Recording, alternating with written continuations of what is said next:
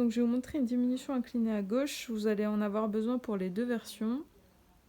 Il y a une mouche qui n'arrête pas depuis tout à l'heure. J'espère qu'elle va pas se reposer. Ça fait 4 fois que je recommence cette vidéo. Donc je vais vous montrer une diminution inclinée à gauche. Donc version Lialique, notamment je pense à vous. Vous repérez bien le nombre de colonnes. Là je suis sur un échantillon. On va avoir besoin de cette technique sur les deux versions, mais c'est juste pour vous montrer. Donc vous fiez pas au travail que j'ai fait avant. Donc, diminution inclinée à gauche. Vous arrivez sur une maille que vous avez glissée. Et là, vous avez la maille avec les deux boucles. Donc, vous la passez sur l'aiguille de droite, comme si vous alliez, en la glissant, comme si vous alliez la tricoter en endroit. Donc, les deux boucles comme ça.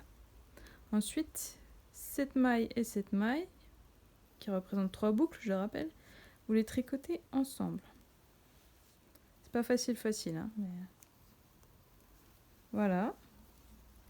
Et les deux boucles qui représentent une seule maille, vous allez les repasser par-dessus la boucle que vous venez. Et regardez.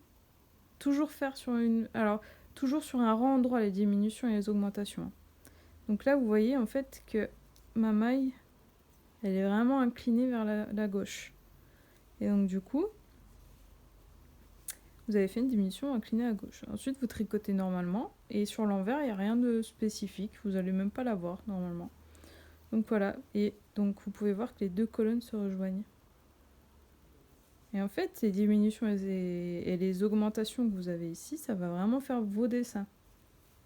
Donc je vous montre la diminution inclinée à droite maintenant.